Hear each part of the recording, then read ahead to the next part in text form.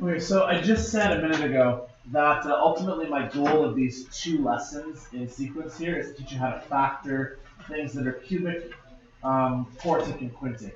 The requirements of me is to prep you all the way up to 5, but honestly, you should be able to factor 6s and 7s. It's just, at that point it gets ridiculous, because it's not harder work, it's just more work, and it's just frustrating, right? Like, yesterday I think I gave you guys a question where you had to, like, do something to the power of 3 to cube it out, and like you're foiling this, and then you foil that, and you foil this into that one, right? And it's not probably hard, it's just there's a lot to it. So that's my goal over the next few days, is to build up to that point, and I want to use our previous section as a bit of a launching point to get there. So what I want you to do is consider the 4 main ways that we add equations or variables or numbers together: add, subtract, multiply, and divide, right? As I've got on the slide here, the first 3 are actually pretty easy, right? If we were to add these ones together, you guys should be able to handle this. 3x plus 2x will give you 5x. 3 minus 1 will give you 2. Big deal. Right? That was pretty straightforward, right? Subtracting, you just got to be careful of like double negatives and stuff like that. Like 2x right here has nobody to subtract to, so it's still 2x squared. Minus 4x minus is another x to give you 3x. No, hang on. Made my mistake right after I told you not to do that. Make it minus 5x. And minus 4 is subtracting 7 more from minus 11. Okay. And then on the multiply one, now you're really foiling, so you're going to get 3x squared plus 9x minus 7x minus 21, or 3x squared plus 2x minus 21. And so this point here that I want to pause. Actually, I'm going to close the door so I don't hear loud yell. Really good shit, isn't it? You guys get up to that point there, though? Okay. What did we do when we multiplied? What's like the word that we used to describe that process? Or like the acronym. You know what I'm going for here? FOIL, yeah, right? Essentially, multiplying was foiling, right? Now, if the opposite of multiplying is dividing, what's the opposite of foiling? Factoring. Well, expanding is not a word for foiling. Can I say that again now? Yeah. So, what we just did on the slide right here, we expanded, right? Which, or foil is a good word to use, right? So multiply associates with foiling, right? Now, we've never really described this before, but if the opposite of multiply is divide, then is it the opposite of foiling to factor? Aren't those kind of reverse processes? Now, many things, no, I shouldn't say this, everything is easy to foil, right? You just go this by this, this by this. But is everything possible to be factored? And the answer to that is no, not everything actually is factorable, which is why last year we spent a good amount of time working on the quadratic formula, because for things that can't be factored, that's kind of your backup method. Right? So what I want to focus on now here is, let's talk more about that division concept and how we can use division to help us with our factoring, because those are going to be some skills hopefully you can recognize that it'll be useful. Right? So if polynomials can be divided, I think I spelled that one wrong there. It may not be easy to tell.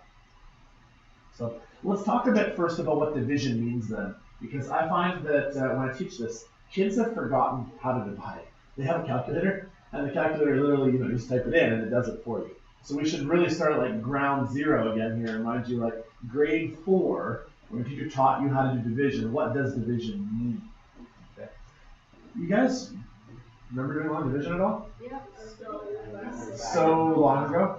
Okay. Let me walk you through what long division really did here. You'd start with 32. And you try to figure out, can 32 go into 4? In a way, when I say the words go into, it's like if you were to have 32 people, could you divide up 4 cookies amongst them? Well, no. If there's 32 people and there's 4 cookies, are you each getting a cookie? And the answer would be no, there's nowhere near enough, right? So what ends up happening right here is we put a 0 up top there, signifying that of these 4 cookies, we cannot split them up amongst 32 people. Right? So then, in terms of like how this thing works, then we move on to the next column, and we combine them together, and we would then say, well, maybe not 4, but how about 48? If we had 48 cookies and 32 people, could everybody have a cookie? And then now the answer is yes, everybody could get 1 cookie. Right? Now, are there going to be leftovers? Yes, there's actually a remainder, hence the title of today's concept, the remainder theorem. What we then did here is you take 1, and I'm going to skip down to this step here. You do 1 times by 32 to get you 32 right here. Then what happened right here is they subtracted. And they did 48 minus 32 to get 16. And we have a name for this. We call this the remainder. Which hopefully that kind of makes sense, right? If you had 48 cookies, 32 people, everybody gets a cookie, but there's leftovers, right? Now, if we want to keep this process going, maybe you remember this idea of like dragging down like the next digit, like you drag down the 7. And now we have the number 167. You then say, well, if you have 167 cookies and 32 people, how many could you make work, right? And then you kind of reverse engineer it in your head and say, well, let's try 5. So you go 5 times 32. 5 times 2 would give you 10, carry the 1. 5 times 3 would give you 15. Add the 1 to it, make it 16. That's why there's a 160 down here. That makes sense. This 5 kind of multiplied by this right here to give you the 160. You then subtracted, and it gave you a remainder of 7.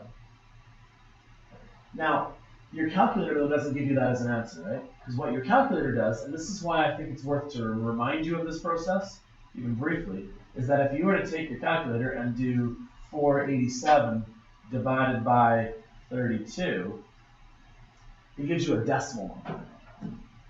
But sometimes in real life, if you have, like, say, the number of cookies, I can't maybe cut the cookie in half. So what ends up happening is, sure, there's 15. Everybody gets 15 cookies, but there's 7 leftovers. In a way, you see this remaining decimal number right here? If you took 0.21875 and turned that into a fraction, there's 7 30-seconds left over, which is 7 out of 32 left over. And that decimal is the remainder. I promise you, at one point in your life you knew this. But we didn't need it anymore because at some point you just move past that, you just use your calculator, and we just move on. We just do that one more time to make sure you get the concept. When you do this long division stuff, right, we'll re-go through the process about how this works, right? But by the time you're done, sometimes what we do is we have a remainder, how many leftovers there are because it doesn't divide even, right? If you have 8 and you divide by 2, fantastic, it's 4, right? Easy.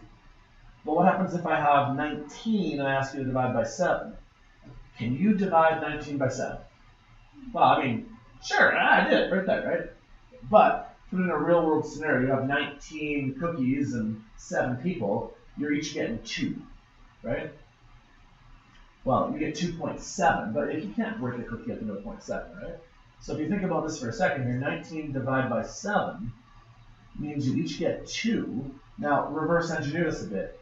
7 times 2 should be 14, right? But there were 19. So what's your remainder? 5. Make sense?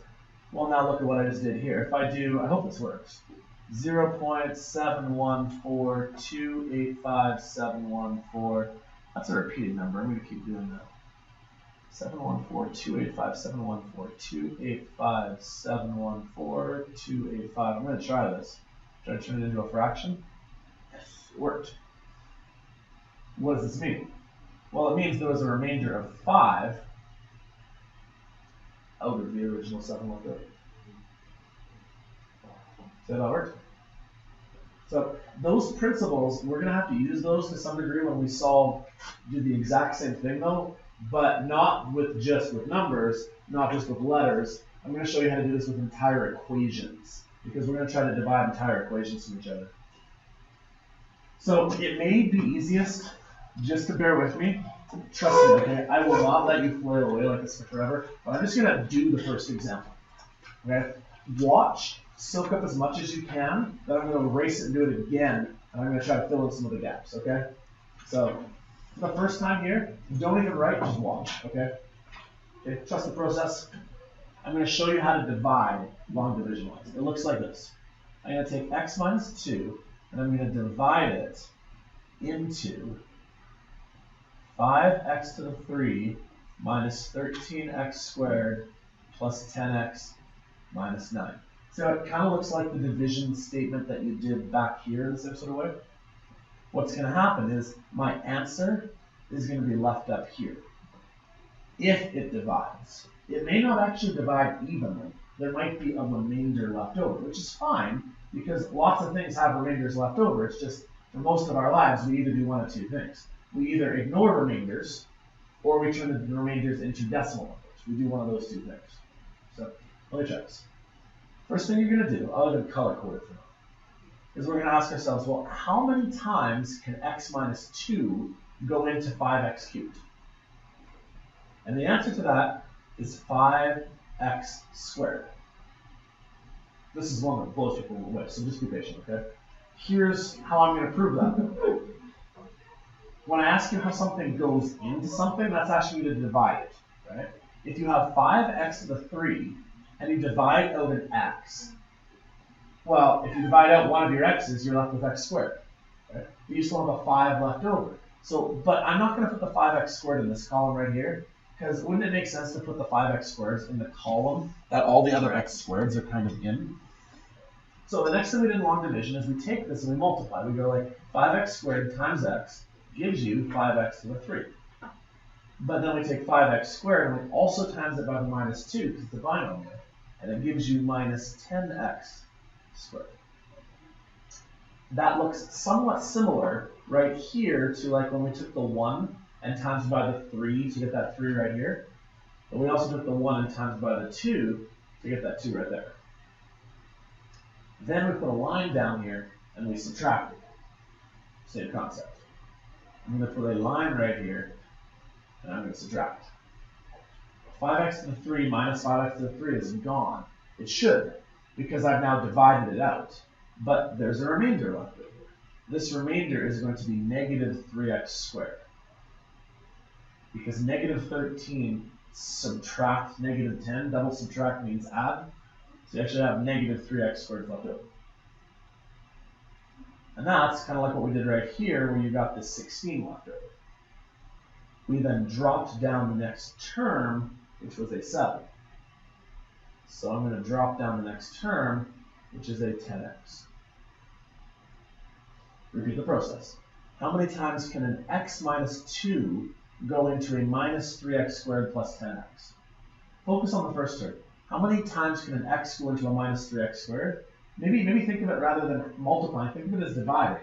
If you take minus 3x squared and you divide out a single x, you'll be left with minus 3x, not x squared, just x. So I'm going to put a minus 3x in this column along with all the other x's. Kind of like back here, these are all of your 1s, your 10s, your 100s. You got to kind of keep them lined up. Same concept. So then I do this kind of multiply concept. Minus 3x times by x does give me minus 3x squared.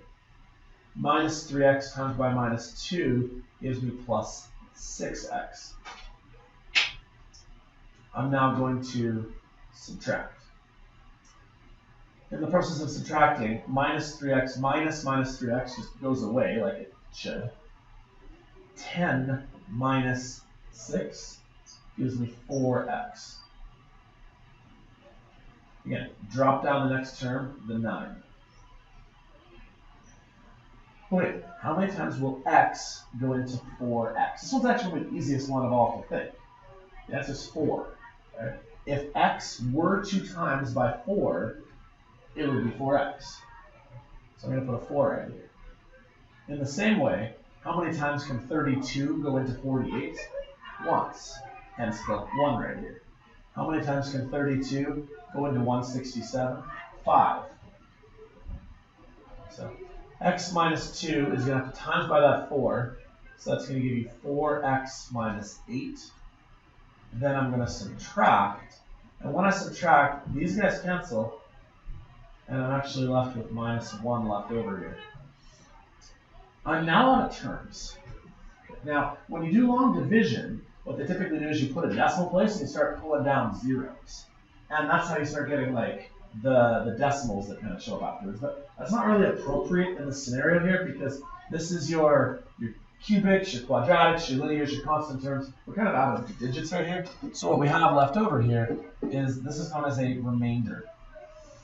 Long story short, does this divide evenly? No, it does not. All right. Now, if it divides evenly, let's talk back to where I started class. Remember how this was factoring?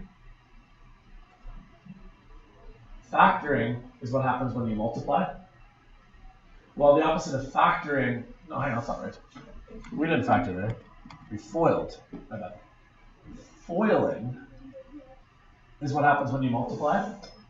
Well, then dividing is going to be factoring. Is everything possible to be factored? Well, no, we even learned that with like our quadratic stuff. Not everything can be factored. If I ask you to factor x squared plus x plus 100, that's not factorable because I'm never going to find a number that adds to give 1 and multiplies to give 100. It's not always possible, right? Well, what I've just shown you now is that in this particular example right here, this thing right here, I now know what one of its factors is not. X minus 2 is not a factor. That's what I proved. So what I'm going to slowly but surely show you then is how to use this to first figure out what its factors are not, but then to eventually figure out what its factors are. Does that make sense here? So this sort of long division thing here, we're going to get there, I promise. It's just going to take us 2 days. So, wait, let me pause there. That makes sense, kind of the first go around? Okay, let's try to get as a group now. So I'll erase it, and we'll try it again here. See if we can help you through the process.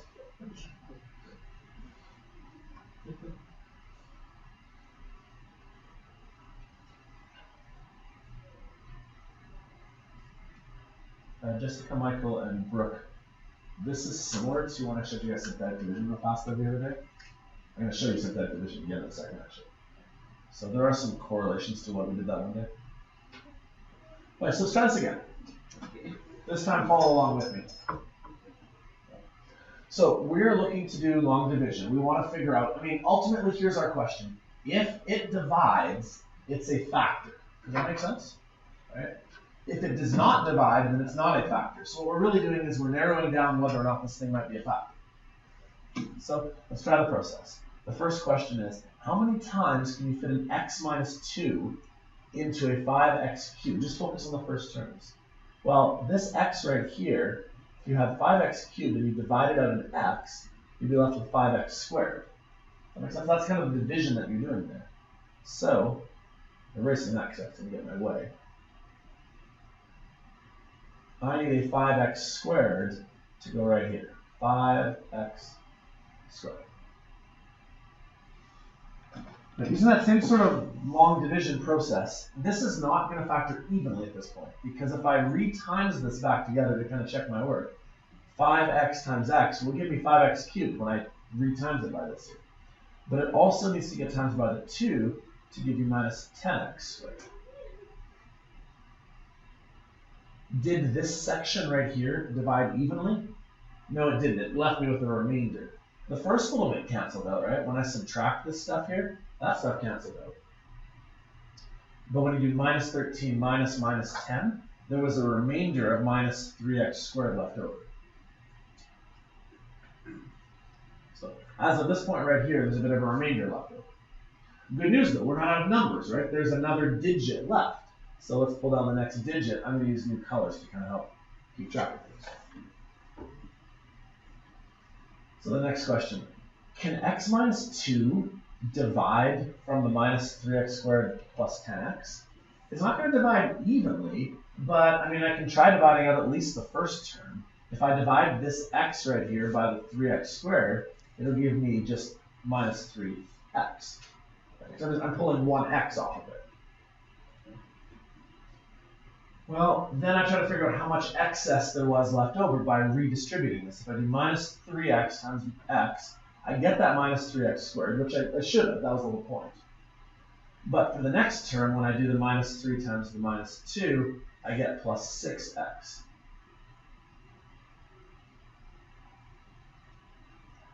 Did it divide perfectly? No, it did not. Especially when I subtract. The first terms will go away, but for the next one I'm going to get 4x. So again, there's a remainder bit happening right here. Didn't fit perfectly. But again, I still have one more term I can use. I can pull down the minus 9. This is probably the one that you guys can see best here. Think of this here. Is x minus 2 going to fit into 4x minus 9? No. What would it need to be for this guy to fit inside that one?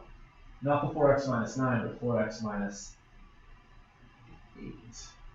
You guys see that? What I'm saying there? If it was 4x minus 8, this would have been flawless. This would be like when you divide two numbers by each other, and by random luck, it just hits even. You know what I'm saying? Like if I were to go to my calculator, and I were just to pick, you know, this divided by that. If it happened to be on an even number, wonderful, right? But what are the chances of that? Right? Well, I mean, with polynomials, hopefully they can be factored, right? If I did 78 times 98, okay, so if I did 7, 6, 4, 4, divide by 78, once in a while, it will just be on a whole number, right? But in this particular example right here, we can actually visibly see, hopefully, that no, the x minus 2 isn't going to go into this bit here. I'll do my best. I'll try timesing it by a 4. Right? If I put a 4 here, 4 times x will give me 4x. If I do 4 times minus 2, it will give me minus 8. When I do that last little subtraction, there's a minus 1 left over. It didn't quite factor evenly. Okay. Now, for our ultimate goal of factoring, sometimes finding out what it's not is actually still helpful. Okay? This is where, when you start learning how to factor cubics and quartics and quintics, sometimes it's not necessarily harder work, it's just you have to do a lot of it. Sometimes you have to narrow down what it isn't before you find what it is. Let me show you what we've now accomplished, though. If I were to take that x minus 2 that I had right here, if I were to FOIL it, you know how the opposite of divide is multiply, right? The opposite of factor would be to FOIL. If I were to FOIL it by this 5x squared minus 4x minus 4, watch what happens.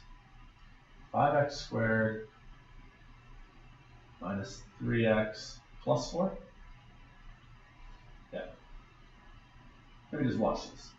That'll give you 5x cubed. That'll give you minus 3x squared.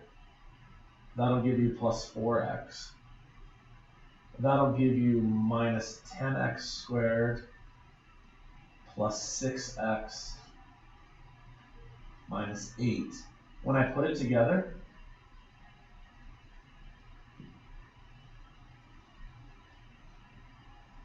see how when I redistributed it, I got that?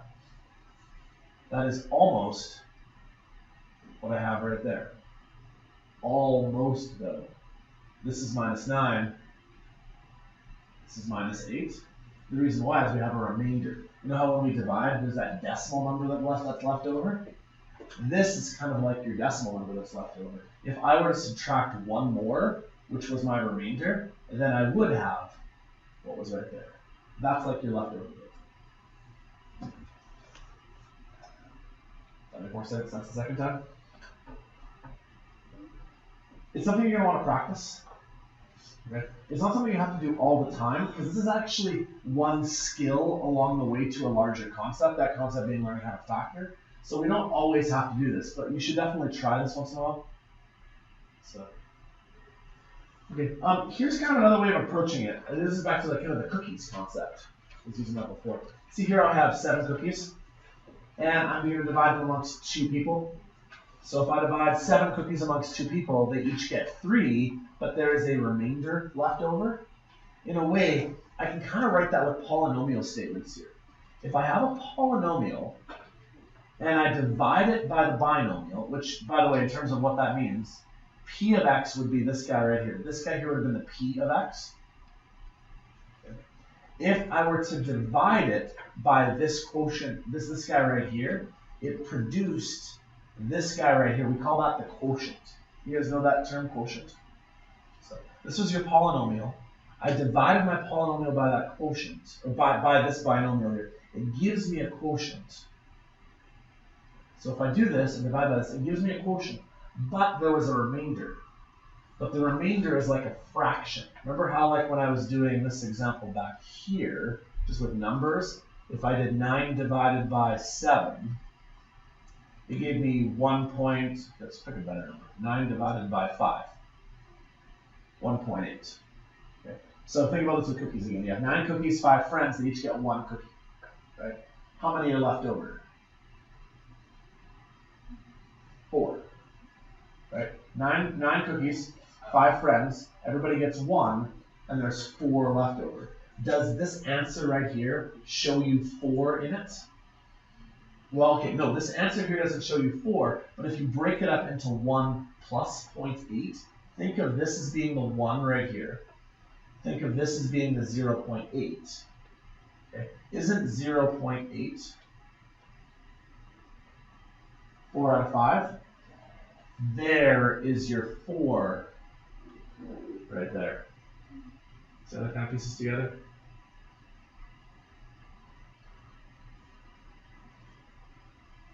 Okay, let's try another example. You guys ready to try one on your own, or should I do this alone? Brave? Try it? Try it on your own. Take a few minutes, try it on your own. I will catch up to you in a bit, okay? See whether you can replicate the same steps I did. See whether it divides.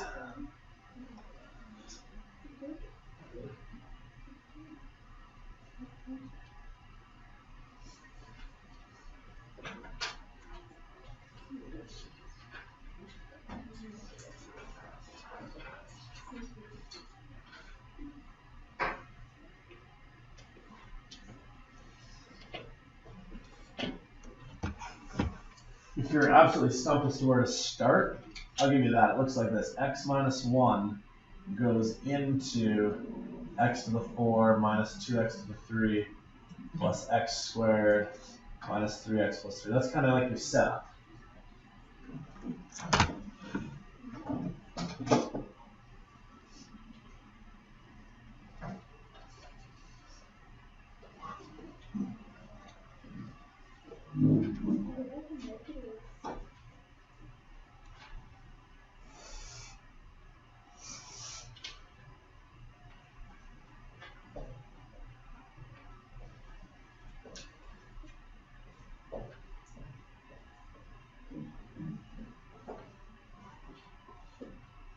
So you guys can see how, when I'm talking so far about how we kind of start with numbers in like elementary school, and then we do like algebra in junior high, and now we're like doing this with equations. This is probably one of the toughest things we do all year, actually, because most kids start with long division on their own, just with numbers, let alone like saying, let's do this with equations. That really ramps up the complexity.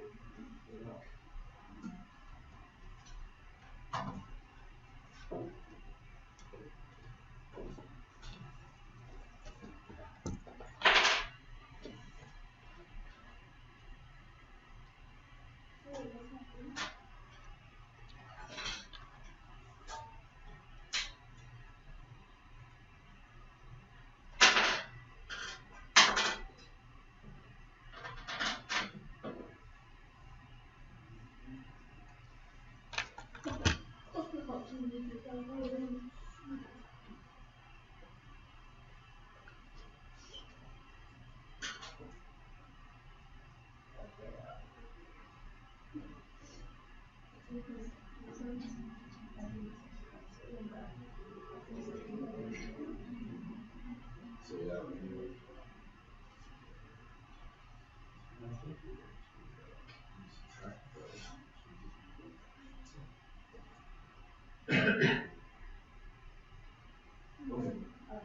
So there should be a track with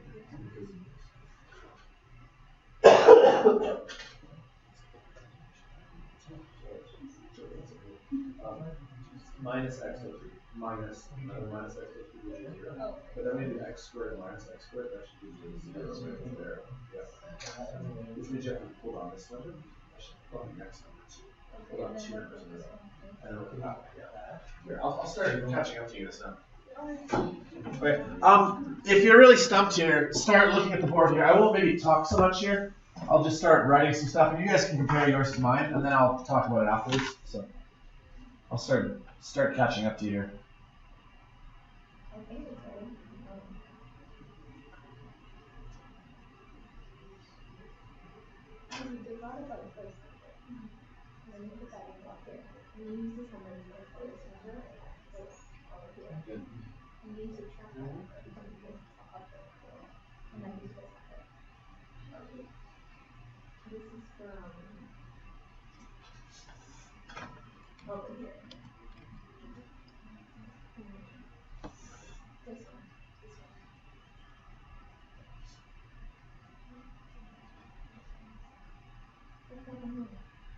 Okay, so Jamie, you got to this spot right here where they both cancel? Yeah. Okay, so when you get to the next step here then, you know how you're supposed to pull down the next number here? Pull down both of the next numbers and go directly to the step here. And then, you know what's going to happen here is when you find this next number here, it's going to end up being minus 3. You're going to put that in this category right here because you don't need any x's basically.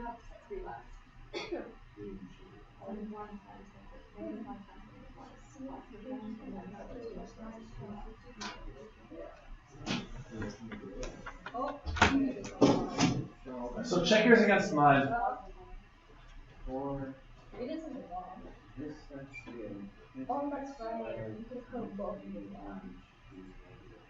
I agree, but in order to get this one right here, you go minus 2x equals 3 minus x equals 3, which gives you minus x equals 3, not plus x. So that you have minus 2, you're adding that 1, which is minus. And what that does is it makes this minus, which means you're going to have a minus there. Good, which is the point I'm going to make to everybody else in a second, but it actually means that these do evenly divide. Right? Say if I were to, pull out random numbers. Okay, those didn't evenly divide. Those were the remainder left over, right? But, I mean, 46 and 2 divided by 92. This one I designed on purpose. Evenly divided, there is no remainder left over. Which means that these guys right here, they are the factors. This is one factor, and that is the other factor. So we've now found a way to start factoring our cubic there. Yes, exactly. That's exactly the concept here. Is by dividing, multiplying, spoiling, dividing is our way to factor. It sucks because it's hard.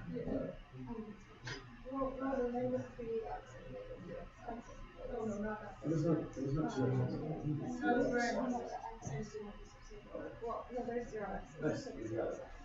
Did you kind of say one? Yeah. So basically, we can say that this times by that should equal this. So that's our first way of factoring. Is we know that this is one factor and that's a factor. See this one? The one that made it?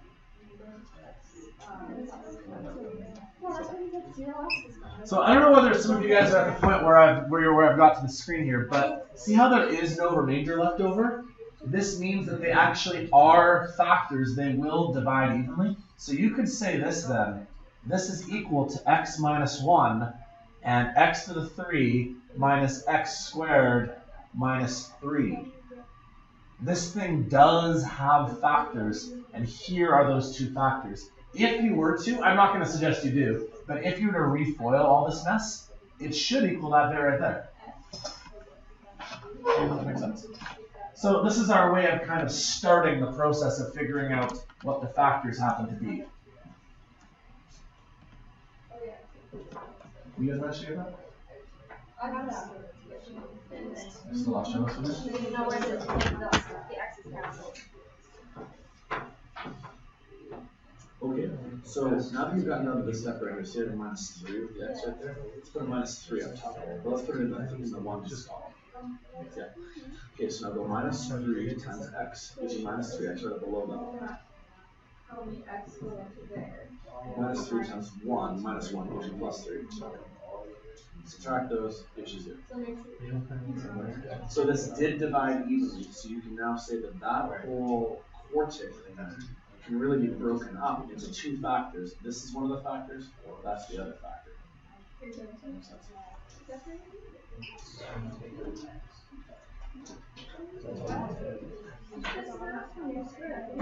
Okay, but right here it cancels this one. This is minus 3, minus 1, positive 3. Okay, so here's what we hopefully can break from this concept here. If you write it like this, this is a way by trial and error of figuring out what your factors might be. Here's the problem though. I just told you that x minus 1 was the number that you divided by. How are you going to know whether you use x minus 1 or x minus 2 or x minus 3 or x plus 1 or x plus 2? So although this helps us figure out, first of all, whether or not it is or isn't a factor, it's actually kind of trial and error. So what I need to show you guys over the next little while, and maybe let's take a quick break because I still got more to do. So I'm going to show you a shorter way of doing this. It's actually the same sort of stuff, but it usually speeds things up a little bit. And then I'm going to get to the point where I show you how to figure out what to actually divide by, because this guy right here, how will we know which one to attempt to divide by? Does that make sense?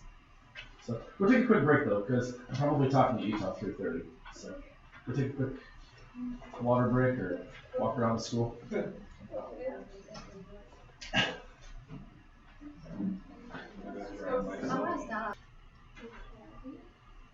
Okay, before I show you the next section here, I was thinking in my mind as you guys are on break here about how sometimes in math, and this is no fault of your guys, but the way we teach it is we show you how to do something and then eventually we show you faster ways of doing it. Because, I mean, that long division method I just showed you, it's actually quite tedious, it takes a while. And so there's been a method developed called synthetic division, which speeds things up. And really, you're actually doing the same thing. What we do is we eliminate some of like the little steps just to try to streamline the process, if that makes sense. So I want to show you that, but I also want to guard against the idea of don't just completely forget this and be like, oh, well, I'll just use the shortcut every time. Because for 2 reasons. Okay. First reason is when you do this in math in general, as soon as you start taking the shortcut method every single time, you start to forget things and like your brain atrophies. As an example, right off the bat, when I showed you guys the whole long division concept, you probably knew this at some point, but let's say I gave you the 9 divided by 4 concept. It's 2 1/4, right? But another way of writing it is 2 with the remainder of 1, right? And the reason why is that if you take 0.25, the leftover decimal number, turn it into a fraction, it's 2 1/4, right? Everybody, if there's 9 cookies and there's 4 of you, everybody gets 2, and then there's 1 more that need to get divided amongst the 4 of you, and since you can't do that, then there's just 1 left over, or if you can do it, then you each get 0.25 of the cookie, right? You probably knew that, but at some point, especially you guys are taking my physics class, when I ask you to do 8.25 divided by 9 times 10 to the minus 87, we stop thinking about that, right? And we don't think about it being like 9 and 0.16 as a remainder, right? Like that just, we forget about it. You know what I'm saying there?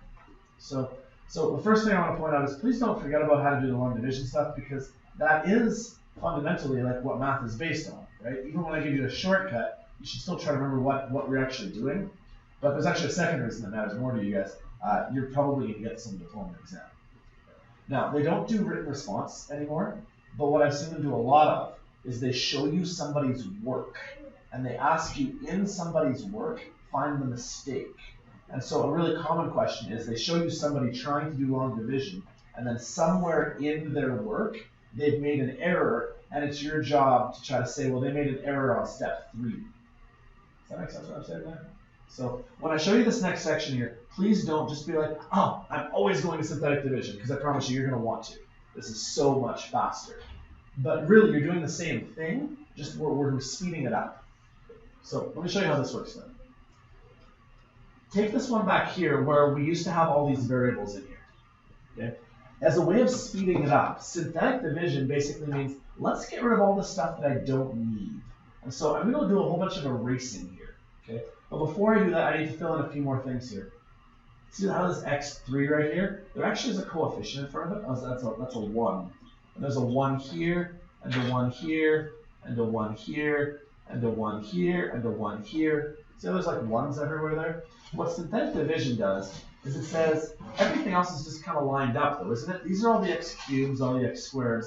So let's just stop writing in all this extra stuff.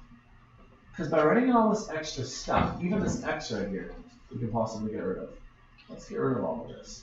If we were to do this, it sure would make it a lot faster because you're not writing all those extra little details. Does that make sense?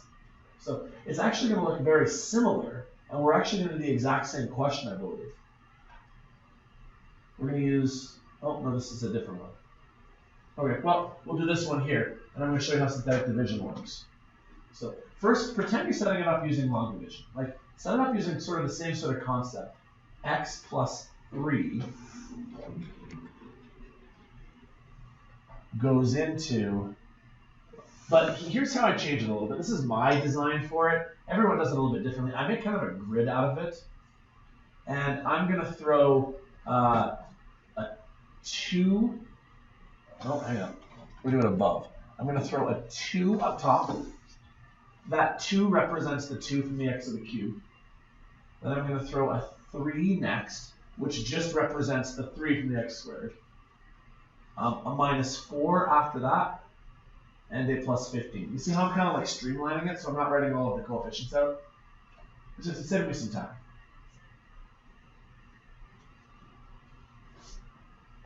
Here's how synthetic division works. Treat it as sort of a grid. Okay. You can make it a full-on grid. I don't usually draw it like this. I think I showed you guys something slightly different. So here's the first step. Okay. You know how you're supposed to drag down in long division? You kind of drag down your next number. You know how that's kind of the thing that we normally do? Well, you're kind of doing that here. Only before we start, this is actually the first thing we're doing. We're going to drag down our first number. I'm going to drag down the 2 into the first location. That's the first step. You're dragging down your first number. It's kind of out of order, but it's similar steps. Well, then you take your coefficient right here and you multiply it. What is 3 times 2? 6. Okay. Well, we kind of do that sort of stuff right here. When we were doing this work right here, once you had a number that went right here, you'd take this and you'd multiply it there and put it in a new location. So you're kind of doing the same thing, but in a different format. I'm going to take this 3 times by that 2 and get you 6. And it's going to go right here. That's the location it goes. This 3 times that 2 to get you 6. Well, similar to the long division, you know, at some point you kind of put a line here and you subtracted stuff. Well, I'm doing the same sort of thing. I'm going to subtract some values from each other. Those values, though, are right here. This 3 is going to subtract that 6 right there to give you minus 3. This 3 subtracts that 6 to give you minus 3. And then you kind of repeat the same process. You're going to go 3 times by the next number down here, minus 3. 3 times by minus 3 will give you minus 9. It will then take this location right here.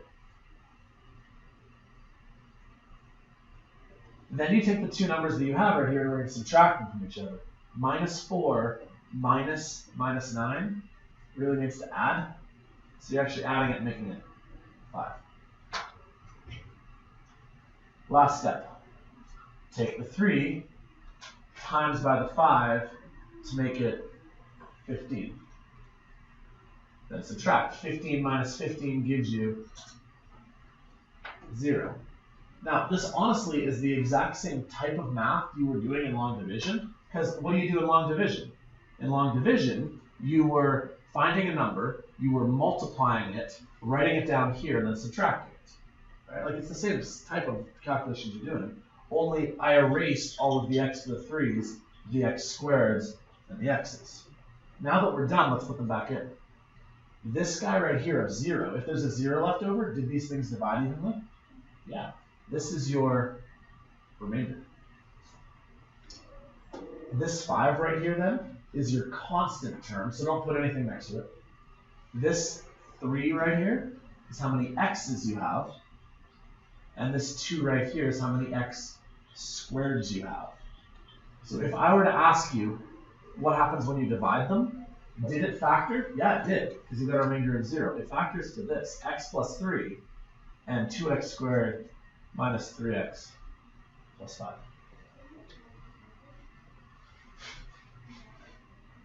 If you wanted to, you could add on your remainder with a remainder of 0.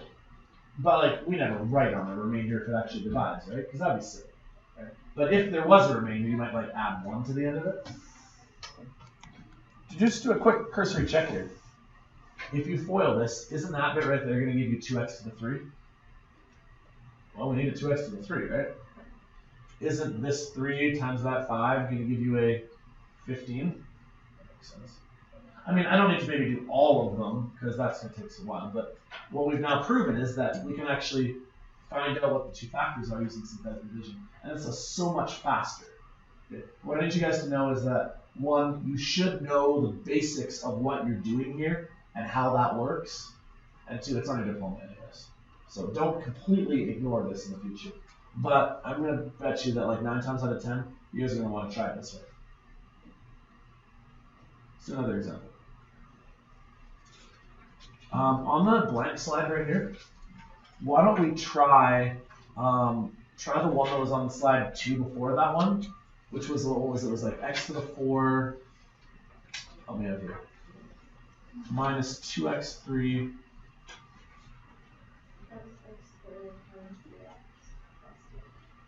plus 3. And then what were we dividing it by?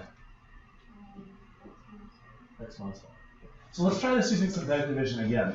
And I promise you, you're gonna find this to be much faster of the two methods. I just want you to know what is happening, because sometimes I think we teach kids how to do something in math. They don't remember why they're doing it. They just do it, you know, because they learn the rules. So here's how this would look with synthetic division. Minus 1 is kind of what needs to go in this kind of column right here. And then the coefficients, because we're going to skip all the x's and all the x squareds. The coefficients go up here. So we need a 1, a minus 2, a 1, a minus 3, and a 3. Those are our coefficients up there. The long and short of it is we're always multiplying and then subtracting, which isn't that exactly what you do when you do your long division? You put a number up top, then you multiply it, and then you subtract it. You get a new number, you multiply, subtract, right? So, but the key for the first one here is that really there's like a 0 in this column right here. So in a way, when you do 1 minus 0, you kind of drop down the 1. That's kind of where you have to start. So often I don't write a 0 here. I just kind of drop down the 1 and then we begin. So, let me know if I lose you guys. Minus 1 times 1 gives you minus 1. Minus 2 subtract minus 1 really means to add. So minus 2 going back up 1 gives you minus 1. Minus 1 times by minus 1 gives you 1. 1 minus 1 gives you 0. Minus 1 times by 0 gives you 0. Minus 3 subtract nothing remains at minus 3. And then minus 1 times by minus 3 gives you 3. As soon as these two numbers line up, you know you're doing it right, because 3 minus 3 gives you 0. Which, now working backwards, this is then your remainder. That is your constant term. This is how many x's you would require. This is how many x squareds you would require. This is how many x cubes you would require. Take a look at this. Is that not the exact same thing we did up there? But it's streamlined. It's a lot more efficient. Does it follow that?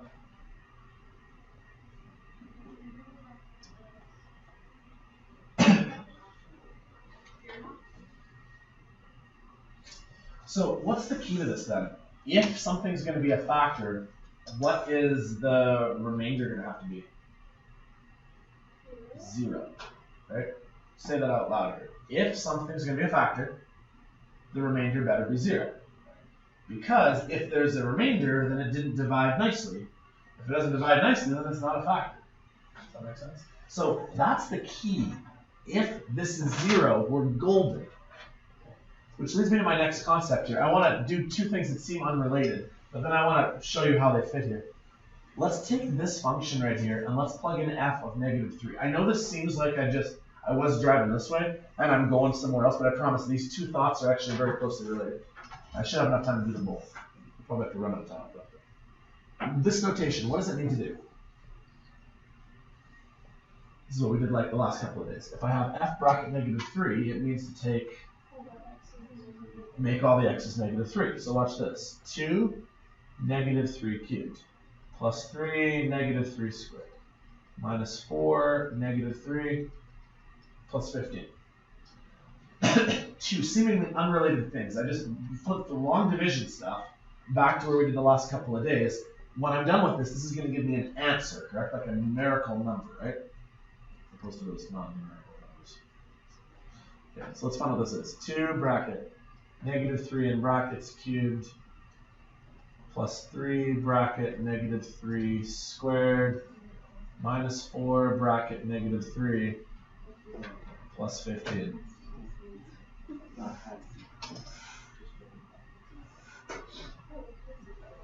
Equal to 0. Okay, I want you to see the relationship between these two things though.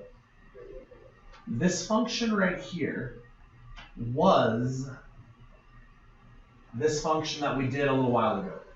And I know it's two examples, but do you see how this guy right here, the 2, 3 minus 4, 15, is the exact same one that I did right here, the 2, 3 minus 4, 15? But I want to talk about terminology for a second here. Here I tried to divide by x plus 3. X plus 3 is a factor. Does that make sense? What is the root of x plus 3 as a factor? Minus 3. Someone really brilliant once came along and discovered, hang on a sec, if I want to figure out whether something is a factor, here's how I do that. I plug in a root, because you know how roots and factors are the opposites of each other. If I plug in the root and it equals 0, then it's a factor. So again, if you plug in a root into the formula directly itself and it equals 0, then it must be a factor. Because think about that. Here's a graph. You know where -3 would be like over here? If -3 does give you 0, doesn't that mean that it's right along the axis? So if -3 gives 0 like it did, then x plus 3 is a factor. And this is where we're going to have to pick things up a little bit tomorrow then, is the idea of we don't have to flail away in the dark and just guess about random things. We can actually speed up the process drastically by trying what's called the remainder theorem. And the remainder theorem basically says if you want to figure out what something is a factor, plug in a possible root. And if the root works, we now know what a factor might be. Which is what I have on this slide right here. If you want to figure out the remainder theorem basically states that if you plug in the a value of your binomial, so if you plug in the root for the factor, that'll actually tell you what your remainder is. Okay. Look at this example that I found on the internet here. Here someone has actually gone through and done the long division for you. Okay? They found that the remainder is 2. So based on that knowledge, is x minus 3 a factor of this stuff right here? No, it's not. Okay. But I could have done that way faster by doing the remainder theorem. If this right here is a possible factor, what is the root of that factor? Plus 3. Watch this. If I do 2, 3 squared, minus 5, 3 minus 1. I'm taking this guy and I'm flipping it around to this one. That's 9 times 2 is 18. Minus 15 makes it 3. Minus 1 makes it 2. I did that in all of like, what, 10 seconds? I don't need to do the long division because I already know it's not going to work. Where am I going here? And so we only have to do long division on things where we know that it's going to work anyways. So that's the remainder theorem. So let's try an example here. Let's figure out whether when we divide these, it's going to be considered polynomial or rational when we're done. First, we should talk about what that means. If it's a polynomial function, will it divide? Yes. Okay. If I try to divide these two things by each other, if it's polynomial, yes, it will divide nicely. If it's a rational function, it won't divide nicely. Does that make sense in terms of terminology? So really my question here is, let's see whether this will divide.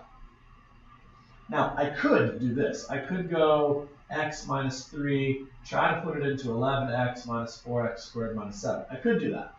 That's a waste of time. If this is my factor, what's my root? 3. So let's go 11 times 3 minus 4 times 3 to the 4 minus 7. And let's see if it equals 0. If it does, it's a factor, and these things will divide and will stay polynomial. If not, then it's not. And then it's considered to be rational, which is our next unit anyways. So that's 33 minus, I'm fairly certain it's not going to be 0 right off the bat here, because that's 33. That's like 81 times 4, which is like really big. And then you minus 7 more. I don't think it's 0, right?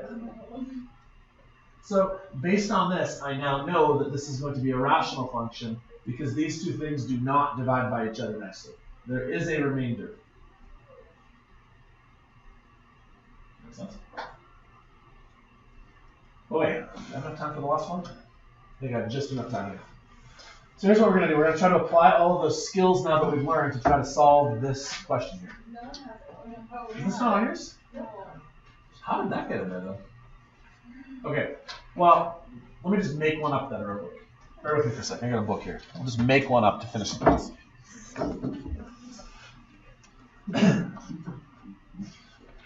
Please excuse interruption. Can the following students please come to the office for messages? Mackenzie Hearn, Aurora Cheesebody. Please come to the office for messages. Okay, so just so you guys know, I'm in the book here. I'm looking in the graphing polynomials function. I'm going to do graphing polynomials. I'm going to do number 12, which looks like this: minus 2x to the 3 plus 4x squared minus 3x plus 1. That's the one right there. Okay. And I'm just going to try to figure out what a factor might be of it. So I'm just going to try a number. Let's try, and let's just see if it divides by x minus 2. And I just picked x minus 2 randomly. There was no rhyme or reason for that. Two options.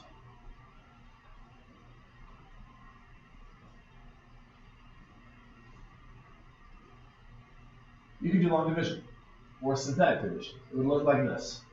You take your minus 2, kind of plug it into your graph like this. You'd get minus 2, 4, minus 3, 1.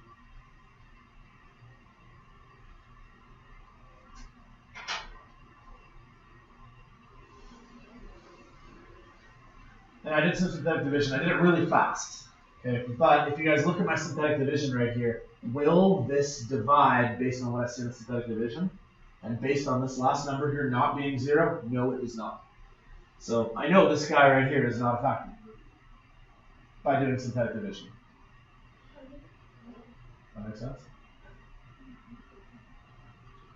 I think that minus 2. Minus 2. Yeah, oh, it should be 0. Good call. It probably still doesn't work though, does it? Let's do a reverse on this. Minus 2 times 0 is 0, minus 2 minus 0 is minus 3. That makes it a 6. Minus Kenny Wells and Skylar Frank, please come to the so office.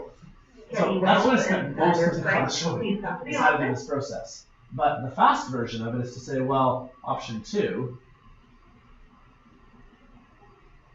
if x minus 2 is the factor, let's test the root if the root does in fact equal 0, then it was a factor in the first place.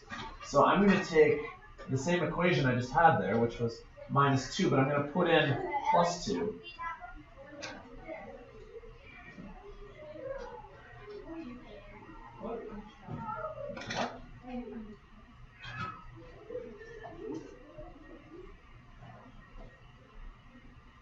So here I'm plugging in the opposite, which is 2. That'll give you 8 minus 16. That'll give you plus 8 minus 6 plus 1. That'll give you minus 6 minus 12. Ooh, did I do this wrong? Do this wrong. 4.